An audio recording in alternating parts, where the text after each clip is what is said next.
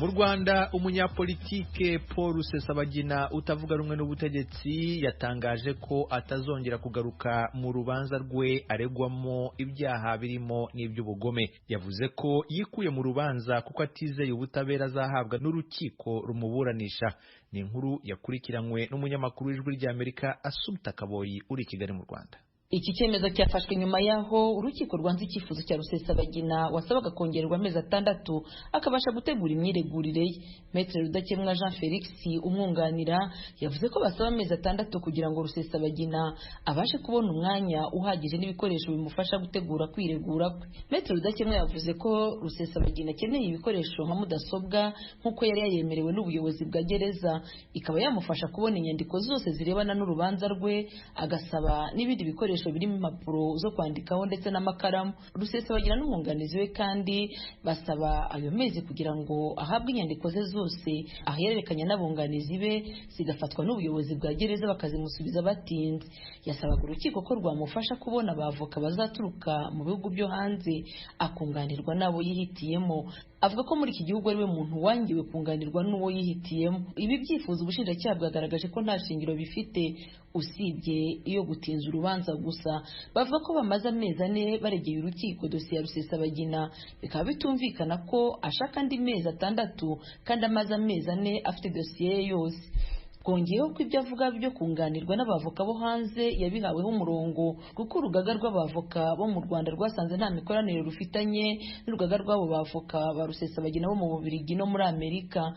Ubushinjacyaha bwanongeyeho ko Rusesabagina areganwa n'abandi bantu 20 kandi bamaze gutegura urubanza rwabo, bakaba nabo bakeneye kubona ubutabera bwihuse.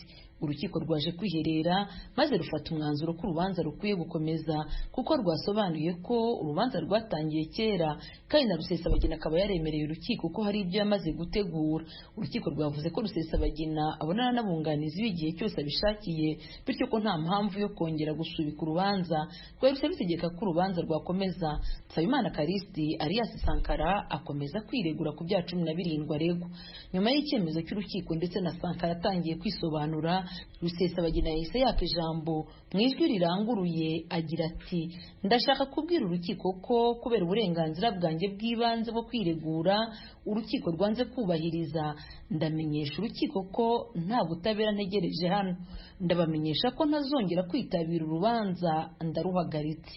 Urukiko rwahise rubaza Maître Rudakemwa icyo yakongera ku byari bimaze gutangazwa n'uwo yunganira, nawe agira ati: ngenda mwunganira, ibyo avuze ndabishyigikiye, nta kindi narenzaho kandi nkaba nsaba uburenganzira ko nakwigendera. Umucamanza yavuze ko ari uburenganzira bw'umuburanyi kwivana mu rubanza, gusa umucamanza asaba Maître Rudakemwa kuguma mu cyumba cy'iburanisha kugira ngo aze gusinya ku mpapuro y'iburanisha urubanza rushojwe kuko nabo bari bayemo. Sankara yakomeje kwiregura ku byaha aregwa birimo ibyo kwiba hakoreshejwe intwaro, ufatanyacyaha mu gutwika inyubako n'imitungo, kugirana umubano na leta y'amahanga bigamije gushoza intambara ndetse no gukusanya inkunga ikomoka mu iterabwoba. Abyemera byose.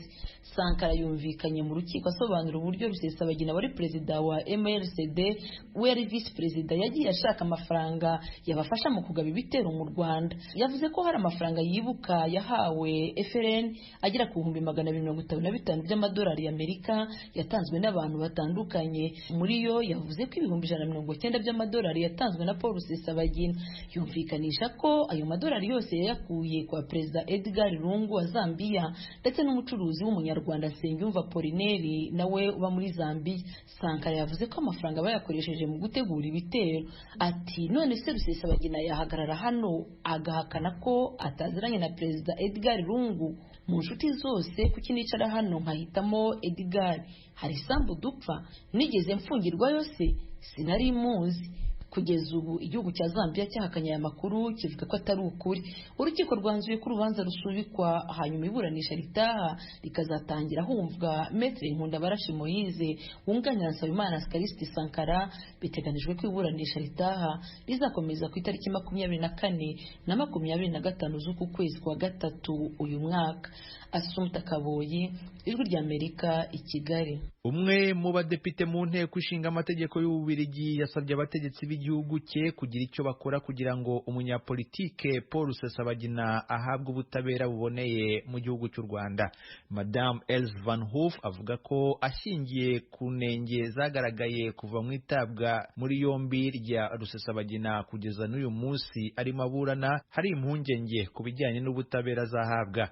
Umunyamakuru w'Ijwi ry'Amerika Temistokle Mutijima yasomye ibikubiye mu nyandiko y'uyu mudepite maze adutegurira iyi nkuru ikurikira.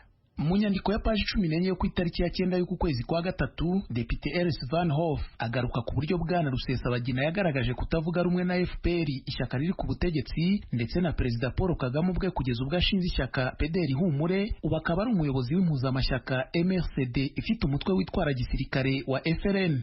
Madame Else Van Hoof avuga ko ubu Rusesabagina arimo gushinjwa ibyaha bikomeye cyane ndetse bishobora no kumuviramo gufunga ubuzima bwe bwose. Agakomeza yisegura ko inyandiko itagamije guhamya bwana Rusesabagina ibyaha cyangwa se kumugira umwere. Uyu mudepite avuga ko nk'uko byagaragajwe n'urugaga rw'abanyamategeko bo muri Amerika ndetse n'imiryango mpuzamahanga iharanira uburenganzira bwa muntu nka Human Rights Watch, Amnesty International, uburenganzira bwa bwana Rusesabagina bwo kuburana yunganiwe, ubwo kuburana mu buryo buboneye, ndetse n'ubwo kurindwa gufatwa mu buryo bunyuranyije n'amategeko bwose bwahonyowe. Depite Van Hoof ahera ku buryo bwana Rusesabagina yafashwemo n'uko yagejejwe mu Rwanda, akavuga ko byose bikiri urujijo. Abategetsi b'u Rwanda nabo bakaba baragiye barangwa no kwivuguruza mu mvugo zirebana n'uko ibyo byagenze. Kugeza na n'ubu uyu mudepite akavuga ko abategetsi b'u Rwanda batarabasha kugaragaza ko ibyo byakozwe hisunzwe amategeko mpuzamahanga ajyanye no kohererezanya abakekwaho ibyaha. Madame Van Hoof kandi akomeza agaragaza ko naho bwana Rusesabagina agerejwe mu Rwanda, uburenganzira bwe bwo kuburana mu buryo buboneye butigeze bwubahirizwa. Ashingiye ku ngingo ya 14 y'amasezerano mpuzamahanga yerekeranye n'uburenganzira mbonezamubano ndetse n'ubwa politiki, cyo kimwe n'ingingo ya 7 y'amasezerano nyafurika y'uburenganzira bwa muntu n'ubw'abaturage, byose biteganya ko abantu bagomba guhabwa uburenganzira bwo kunganirwa muri buri cyiciro cy'urubanza nshinjabyaha, harimo no mwitabwa muri yombi ry'ibanze, kandi ibyo bigomba gukorwa abantu bihitiramo ubwabo babunganira, bakaganira nabo mu buryo bw'ibanga. Muri dosiye ya Rusesabagina ibyo byose nta na kimwe cyubahirijwe. Ikindi uyu mudepite avuga nuko abavoka mpuzamahanga umuryango wa Rusesabagina wari wamushakiye bangiwe kumusura ubwo babigeragezaga mu kwezi kwa 10. Icyo gihe umukuru w'urugaga rw'abavoka mu Rwanda yavuze ko babangiye kuko nta viza bari bafite, kandi akaba ari nta n'amasezerano y'imikoranire ari hagati y'urugaga rwo mu Rwanda n'urw'i Buruseli. Ku bijyanye n'uburenganzira bwo gufatwa kimuntu, Depite Van Hoof avuga ko Rusesabagina ubu ufite imyaka 66 y'amavuko, akaba afite uburwayi bw'umuvuduko w'amaraso n'ubundi bw'umutima, kandi anakirutse kanseri, amaze kujyanwa mu bitaro inshuro 3, ibyaba bifitanye isano n'uburyo afunzwemo. Umuganga umuvura mu Bubiligi akaba yarabwiye umuryango we ko guhagarika imiti cyangwa se kuyihindura byiyongereyeho ihungabana yatewe n'ifatwa n'ifungwa rye bishobora gushyira ubuzima bwe mu kaga. Depite Van Hoof ashingiye kuri ibyo byose akavuga ko ari ngombwa ko abategetsi b'u Bubiligi binjira mu buryo bufatika mu kibazo cya Rusesabagina mu rwego rwo kurengera uburenganzira bwe nk'umuturage w'u Bubiligi. Depite Van Hoof avuga ko ubwo yitabaga komisiyo ishinzwe ububanyi n'amahanga mu nteko, Minisitiri w'ububanyi n'amahanga Madame Sophie Vilmes yagaragaje ko hari ibyo ubutegetsi burimo gukora kuri iki kibazo. Uwo ngo yavuze ko abategetsi bo muri ambasade i Kigali bemererwa kumusura, kandi ibyo babisabiye uburenganzira, u Rwanda rurabyemera. Inyamara ku nshuro ya 2 bamusura bamusigiye imiti yari yoherejwe n'umuryango we itaramugejejweho. Madame Vilmes kandi mu kiganiro aheruka kugirana na mugenzi we w'u Rwanda Vincent Biruta ngo yaba yarasabye ashimitse ko Rusesabagina yakurikiranwa n'abaganga bo mu Bubiligi. Uyu mudepite akavuga ko nubwo ku ruhande rumwe ashima ibyakozwe n'igihugu cye, ariko bigaragara neza ko na n'ubu burenganzira bwa bwana Rusesabagina butarubahirizwa mu buryo buhagije. Akavuga ko hari impungenge nyinshi ku rubanza rwe rutazaburanishwa mu buryo buboneye, bidaturutse ku buryo yafashwemo ubwabwo gusa, ahubwo n'imikorere y'ubutabera bw'u Rwanda ifite inenge. Depite Van Hoof akomeza avuga ko ikibazo cya Rusesabagina kidakwiye gufatwa nk'icyihariye ubwacyo, ahubwo kigomba guhuzwa n'ibindi byabayeho. Agatanga urugero rwa padiri w'Umubiligi Guy Tennis wafatiwe mu Rwanda mu kwezi kwa 9 kwa 2005 avuye mu burasirazuba bwa Kongo, ashinjwa ko yaba yarashishikarije abantu gukora jenoside ubwo yari umumisiyoneri mu Rwanda.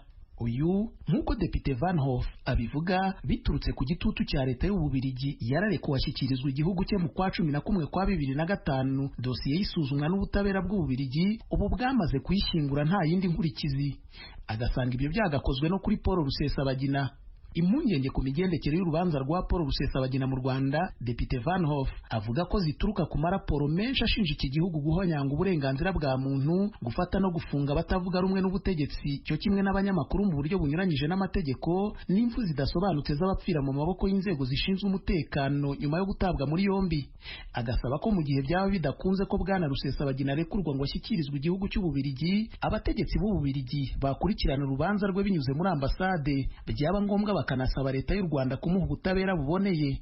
Abo ngo bakanibutsa abategetsi b'u Rwanda ko Rusesabagina afite uburenganzira busesuye ku nyandiko ikubiyemo ibyo aregwa cyo kimwe n'izindi nyandiko z'urubanza kugira ngo abashe kuburana ku birebana n'uko yafashwe. Uyu mudepite kandi asaba leta ye gusaba ubutegetsi bw'u Rwanda kwita ku buzima bwa bwana Rusesabagina haba ubwo ku mubiri ndetse no mu mutwe, bakamwemerera gufata imiti yari asanzwe ahabwa, bakanemera ko ubuzima bwe bukurikiranwa n'umuganga uri mu Bubiligi. Abategetsi babiri ba leta ya Tanzania bemeza ko Perezida John Pombe Magufuli ameze neza, barahakana ibivugwa ko atagishoboye kuzuza inshingano zo kuyobora igihugu. Ni inkuru twateguriwe na mugenzi wacu Fidel Niyongabo.